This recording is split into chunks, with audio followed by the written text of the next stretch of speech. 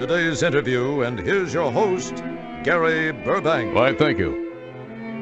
This past weekend was a big one in sports. Let's see, you got Tiger winning again. Andre Agassi retired. Reds lost again, and again, and again, and again. But the biggest story took place in Mansfield, Ohio, at the U.S. Mower Racing Association. It was a 15th annual Stable Keeps Gas Fresh Finals and Challenge of Champions. And here were the results, which I don't think were in the paper. I looked all over. But Bruce Kaufman is here, who is Bruce is president of the USLM. Hi, Bruce. How are you? Morning, Gary. How you doing? Or afternoon, as the case may be. Yeah. It was a great weekend. Go ahead, honey. I'm on the radio now. Oh, isn't that cute? Oh, no, is that a little girl or a little boy? Oh, it's my He's 5-year-old today, and he's already been to several lawnmower Happy races. Birthday! Really, that's great.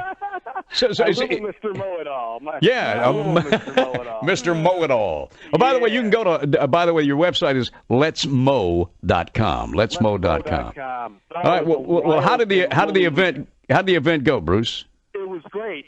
We had about a 5-hour rain delay on I think Saturday. you had some bad weather, yeah. And we just waited it out, and then that track came in great. We saw fantastic lap times. We had 100 racers from about 22 states. Wow. It was fantastic.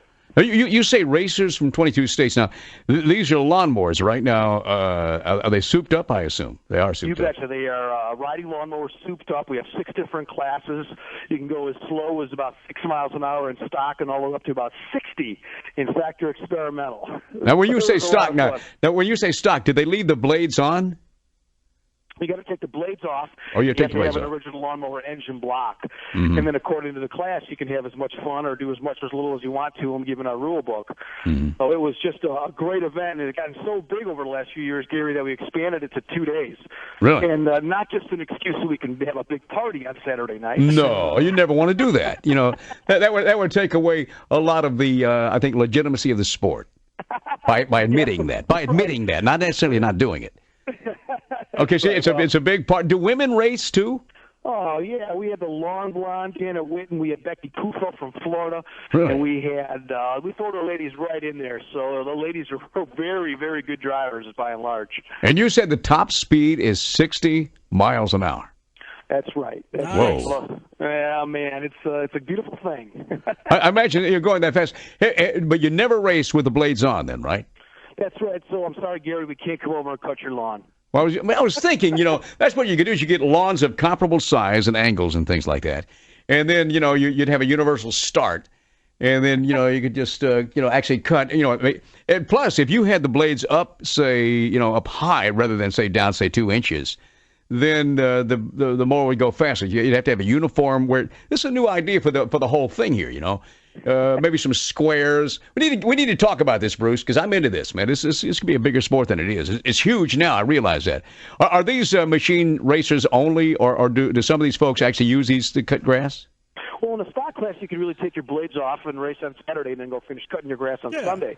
Yeah, but in some of the faster classes, they chop them down, they soup them up. So theoretically, you can do it, but over the last 10 years or so, they've become pretty much dedicated racing machines. Yeah, they'd be really fast lawnmowers, so that's for a guy with 3 acres to cut. You don't want to do that with just, with a little small yard. Now, how dangerous are lawn racing? Is lawn racing? I mean, have you had problems before? Well, we're 15 years into it now, Gary, and our safety record is terrific. A few bumps and bruises, a couple of broken bones here and there, but, we're silly and goofy. We have a good laugh at ourselves. But when that green flag goes down, even before, and the racers come through safety tech inspection, it's serious because our speeds are getting up there. We have open wheel racing. So we've been very fortunate. We're very, very diligent in our safety procedures. You said open wheel racing? Is that what you said? Yeah. What is that? Well, they don't have roll cages on them. There's no closed, like a stock car, a NASCAR. It's a closed car. Okay. Whereas in Indy racing or even Formula One or car, it's open, open wheel where you're staring at the sun. Okay, I got you. Okay. So, let's get to the winners now. You want to announce that? I didn't get to see it in the paper. Well, we are in the Mansfield News Journal, so newsjournal.com. Okay. And a lot of the racers, we support them with their newspaper and education program, but we had winners, BP class champion out of Michigan, Jason McCullough. We had Chuck Miller, Marion, Ohio. He's my favorite. He's on my fantasy racing team. Yeah. Yeah. The Buckeyes.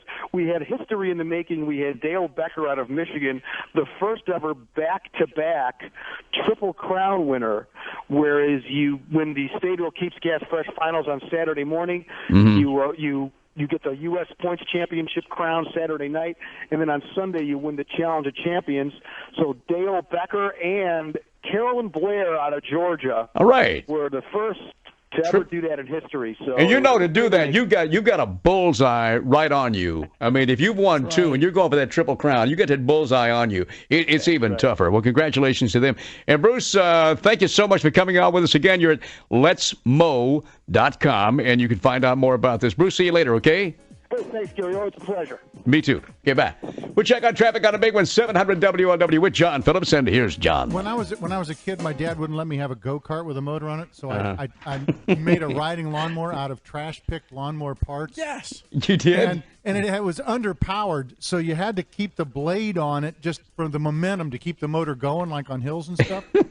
and we used to pull kids on roller skates and skateboards behind it with a ski rope. And you had a blade still going around? The blade was on it, and it kept kicking up gravel, so the kids would hold on to the rope, and then they'd have to shield their face from the gravel that it would kick up. You need to talk to Bruce about getting this to be an event there, The best part was, instead of a muffler, I got an old trombone that somebody threw out, and I cut the bell off the trombone, and it had this trombone bell on it for Sweet. And it got cherry red hot because it's just thin brass. Yeah, we had that thing shoved in the exhaust thing. Oh man, it was loud, and it had solid rubber tires that wore all the way down to the rims. So if you rode it at night, the sparks came off the rims on the street. And you would see the trombone horn just red in the distance area. And you could hear it. And somehow, in my dad's mind, that was better than me having a go-kart. But and then when it's time for band the next day, you have to get the same trombone and take it back in, but you have to be very sure to not touch it too quick with your lips. You never had to worry about clearing the spit valve. This is the BBC. 700 WLW.